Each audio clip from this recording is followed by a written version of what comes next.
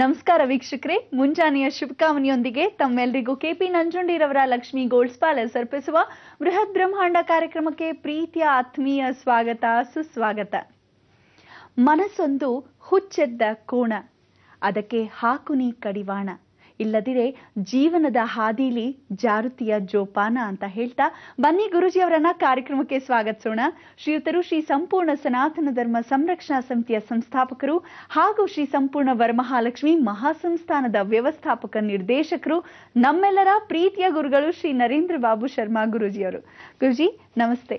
ಬೃಹತ್ ಬ್ರಹ್ಮಾಂಡ ಕಾರ್ಯಕ್ರಮಕ್ಕೆ ಪ್ರೀತಿಯ ಸ್ವಾಗತ ಗುರುಜಿ ತಮ್ಗೆ. ನಮಸ್ಕಾರ. ಗುರುಜಿ, ಮಂಗಳವಾರದ ಈ ದಿನ ಯಾವ ವಿಶೇಷ ಮಾಹಿತಿಯನ್ನ ನೀಡ್ತಾ ಇದ್ದೀರಾ ಅಂತ ಕೇಳಬಹುದೇ? ಖಂಡಿತ. ಎಲ್ಲ ವೀಕ್ಷಕ ಬಾಂಧವರಿಗೆ ಪರಿಪೂರ್ಣವಾದ ಸ್ವಾಗತ ನಿಮ್ಮೆಲ್ಲರ ಬ್ರಹ್ಮಾಂಡ ಲೋಕಕ್ಕೆ. ಇನ್ನು ಕೇವಲ 2 ದಿವಸಗಳು ಮಾತ್ರ ಉಳಿದಿದೆ ಅಂತ ಹೇಳ್ತೀವಿ. ಒಂದೊಂದಾಗಿ ಕಮ್ಮಿ ಆಗ್ತಾ ಬರ್ತಾ ಇದೆ. ಪ್ರತಿಯೊಬ್ಬ ಮನುಷ್ಯನಿಗೂ ಒಂದಲ್ಲ ಒಂದು ಸಮಯ ಬರಬೇಕು ಅಂತ ಹೇಳ್ತೀವಿ. ಆ ಸಮಯದಲ್ಲಿ ನಾವು ಏನು ಮಾಡ್ಕೋಬೇಕು? ಪ್ರತಿಯೊಬ್ಬರ ಜೀವನವನ್ನು ಒಂದು ಫುಲ್ ಸ್ಟಾಪ್ ಆಗೋ ಸಮಯಕ್ಕೆ ಕಾಮ ಮಾಡಬೇಕು. ಕಾಮ ಆಗ್ತಾ ಇದೆಯಲ್ಲ ಅನ್ನೋಕ್ಕೆ ಒಂದು ಸೆಂಟೆನ್ಸ್ನ ಪೂರ್ತಿ ಮಾಡಿ ಫುಲ್ ಸ್ಟಾಪ್ ಮಾಡಬೇಕು. ಜೀವನವೂ ಹಾಗೆ ಇನ್ನೇನು ಸಾಗ್ತಾ ಇದೆ ಅನ್ನೋ ಸಮಯಕ್ಕೆ ಕರೆಕ್ಟಾಗಿ 31ನೇ ತಾರೀಕು ಬಂದೇ ಬಿಡ್ತು. ಏನು ಈ 31ನೇ ತಾರೀಕು ಅಂದರೆ ಮಾರ್ಚ್ 31ನೇ ತಾರೀಕು ಭಾಳ ವಿಶೇಷ. ಎಲ್ಲರೂ ದುಡ್ಡು ಹಣಕಾಸಿನ ಬಗ್ಗೆ ವಿಚಾರ ಮಾತಾಡಿದ್ವಿ ಅಂತ ಹೇಳಿದ್ವಿ. ಅದೇ ರೀತಿ ಇವತ್ತಿನ ದಿವಸ ನಾವುಗಳು ಸ್ಮರಣೆ ಮಾಡ್ಕೋಬೇಕಾದ್ದು ಮಂಗಳವಾರ. ಈ ಮಂಗಳವಾರದಲ್ಲಿ ಪರಿವರ್ತನೆ ಆಗ್ತಕ್ಕಂಥದ್ದು ಸಾಕಷ್ಟು. ಈ ಪರಿವರ್ತನೆ ಆಗಬೇಕಾದ್ರೆ ಯಾರಿಂದ? ರವಿಯಿಂದ ಅಂತ ಕರಿತೀವಿ. ಅಂದರೆ ಆರೋಗ್ಯ ದೇವತೆಯಾಗಿರ್ತಕ್ಕಂಥ ಸೂರ್ಯನ ಸ್ಮರಣೆ ಅಂತ. ಆ ಸೂರ್ಯನು ಏನು ಮಾಡಿಬಿಟ್ಟಿದ್ದಾನೆ, ತನ್ನ ಮಗ ತನ್ನಿಂದ ದೂರ ಆಗಿದ್ದಾನೆ ಅನ್ನೋ ಒಂದು ಚಿಂತೆ ಮೊದಲನೇದಾಗಿ. ಅದಕ್ಕೆ ನೀವೆಲ್ಲ ಈ ಮಂಗಳವಾರದ ದಿವಸ ಬಹಳ ಮುಖ್ಯವಾಗಿರ್ತಕ್ಕಂಥ ದಿನ ಇವತ್ತು ಸ್ಮರಣೆ ಮಾಡ್ಕೋಬೇಕು. ನಿಮಗೆಲ್ಲ ಪ್ರಕೃತಿಯ ಲಯವಾಗ್ತಾ ಇದೆ ಅನ್ನೋಕ್ಕೆ ಶಾಂತಿ ಮಾಡಬೇಕು ಅಂದರೆ ಯಾರನ್ನ ಹಿಡ್ಕೋಬೇಕು? ಶನೇಶ್ವರನ ಹಿಡ್ಕೋಬೇಕು. ಈ ಶನೇಶ್ವರನ ಇವತ್ತಿನ ದಿವಸ ನೀವು ಹಿಡ್ಕೊಳ್ಳದೇ ಇದ್ದರೆ ಬಹಳ ಕಷ್ಟ. ಅಂದರೆ ಎಲ್ಲರೂ ಬುಧವಾರ ಶನಿವಾರ ಈ ರೀತಿ ಶನೇಶ್ವರನ ಸ್ಮರಣೆ ಮಾಡ್ಕೋಬೇಕು. ಸೋಮವಾರ ಶನಿವಾರನ ಏನು ಮಾಡಬೇಕು? ಸ್ನಾನವನ್ನು ಮಾಡ್ಕೋಬೇಕು. ಸೋಮವಾರ ಶನಿವಾರ ಸ್ನಾನಗಳನ್ನು ಮಾಡಬೇಕು. ಯಾವಾಗ?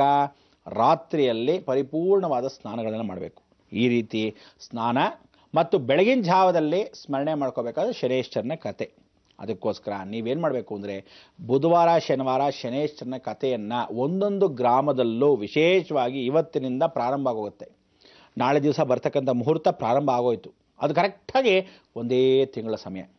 ಈ 1 ತಿಂಗಳ ಸಮಯದಲ್ಲಿ ಆ 31ನೇ ತಾರೀಕು ಇನ್ನೇನು ಕಳೆಯುತ್ತೆ ಅಂದಾಗ ಗುರು ಅನುಗ್ರಹ ಸಿಗುತ್ತೆ, ಮಂಗಳ ಅನುಗ್ರಹ ಸಿಗುತ್ತೆ. ಆ ಶನಿವಾರವೇ ಪ್ರಾರಂಭ ಆಗೋಗುತ್ತೆ. ಅಂದರೆ 2ನೇ ತಾರೀಕು ಶನಿವಾರದಿಂದ ನಿಮಗೆ ಕರೆಕ್ಟಾಗಿ 1ನೇ ತಿಂಗಳು.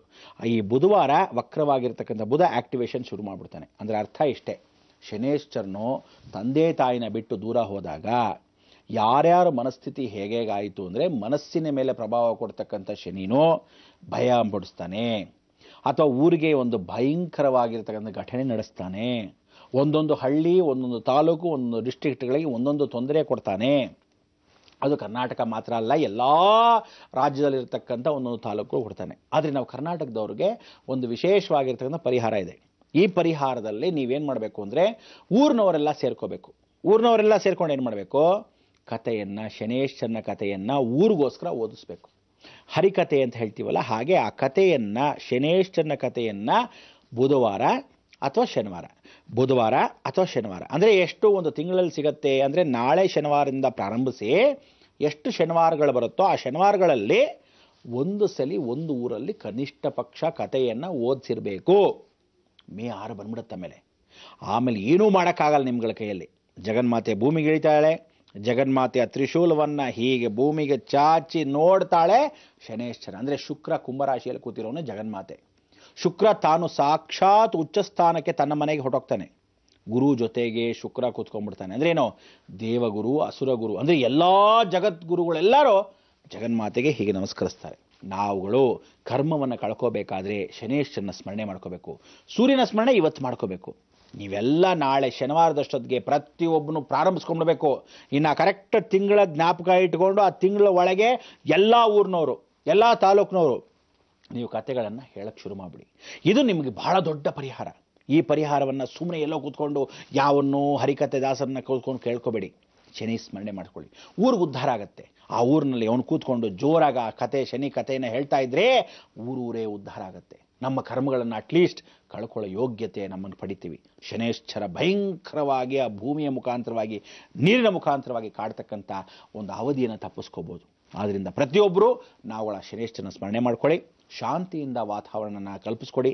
ಪ್ರತಿಯೊಂದು ಪ್ರಾಣಿ ಪಕ್ಷಿ ಜೀವ ರಾಶಿ ಎಲ್ಲ ಇದೆ, ಗಿಡ ಮಳೆಗಳು, ಅದಿರ್ತಕ್ಕಂಥ ಮಳೆ ಬಾವಿ ಇಲ್ಲ, ಎಲ್ಲೋ ಬಿರುಗಾಳಿ ಇಲ್ಲ, ಈ ಕಡೆ ಇರತಕ್ಕಂಥ ವಾತಾವರಣ ಸರಿ ಇಲ್ಲ, ಆ ಕಡೆ ಮರಳು ಭೂಮಿ, ಈ ಕಡೆ ಯಾವ ಕಾಲಕ್ಕೂ ನಮಗೆಲ್ಲ ಬರಳು ಭೂಮಿ, ನೀರುಗಳ ವ್ಯವಸ್ಥೆ ಇಲ್ಲ, ಬಾವಿಗಳು ಒಣಗೋಗ್ತಾ ಇದೆ, ಅಥವಾ ಇದ್ದ ಬಾವಿನಲ್ಲಿ ಯಾವ ಕಾಲಕ್ಕೂ ಉಪಯೋಗಿಸ್ತಾ ಇಲ್ಲ, ನೀರಿನ ಅವಸ್ಥೆಗಳು, ನಮ್ಮ ಅವ್ಯವಸ್ಥೆಗಳು, ಹೀಗೆಲ್ಲ ಯಾರ ಕಾರಣ?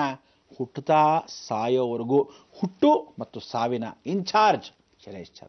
ಇಂಥ ಒಂದು ಶನೇಶ್ಚರನ್ನ ನೋಡಪ್ಪ, ಎಲ್ಲರೂ ಇಷ್ಟು ದಿವಸ ಜಪಾನಲ್ಲಿ ಹೊಟ್ಟೋಗಿದಾರಲ್ಲ, ಈ ಹೊಟ್ಟೋಗಿರ್ತಕ್ಕಂಥವ್ರಿಗೆ ಕರ್ಮ ಕಳ್ಕೊಂಡ್ಬಿಟ್ಟಿದಾರ ಅಥವಾ ಕಳ್ಕೊತಾ ಇದ್ದಾರಾ ಅನ್ನೋ ಯೋಚನೆ ನಿಮಗೆ ಬಂದಿರುತ್ತೆ. ಹಾಗೆ ಆ ಶನೇಶ್ಚರ ಕೂಡ ತಂದೆ ಮನೆ ಬಿಟ್ಟು ಅವನು ಬೇಜಾರು ಮಾಡಿಕೊಂಡು ಬಂದಿರಬೇಕಾದ್ರೆ, ಆ ಕೋಪದಲ್ಲಿ ಸೂರ್ಯನು ಬೇಜಾರು ಮಾಡಿಕೊಂಡು ಏನು ಹಿಂಗೆ ತಟ್ತಾನೆ, ಆ ವ್ಯವಸ್ಥೆ ಅನುಭವಿಸೋದು ಯಾರೋ? ತಂದೆ ಮಗಳ ಮಧ್ಯದಲ್ಲಿ ನಾವುಗಳು. ಅದಕ್ಕೆ ಇಬ್ಬರ ಜಗಳದಲ್ಲಿ ಕೂಸುವ ಬಡವಾಯಿತು ಒಂದು ಹಾಗೆ. ಈ ಭೂಮಿ ಇವತ್ತಿನ ದಿವಸ ಬಡವಾಗಕ್ಕೆ ಅವಕಾಶ ಮಾಡಿಕೊಡದೇ ಇದ್ದಾಗೆ ಶನೇಶ್ಚರನ ಶಾಂತಿಯನ್ನು, ಶನೇಶ್ಚರನ ಸ್ತೋತ್ರಗಳನ್ನು ಬುಧವಾರ ಶನಿವಾರ ನವಗ್ರಹ ಸ್ತೋತ್ರದಲ್ಲಿ ನೀಲಾಂಜನ ಸಮಾಭಾಸಂ ರವಿಪುತ್ರಂ ಯಮಾಗ್ರಜಂ ಛಾಯಾಮಾರ್ಥಾಂಡ ಸಂಭೂತಂ ತಂ ನಮಾಮಿ ಶನೇಶ್ಚರಂ.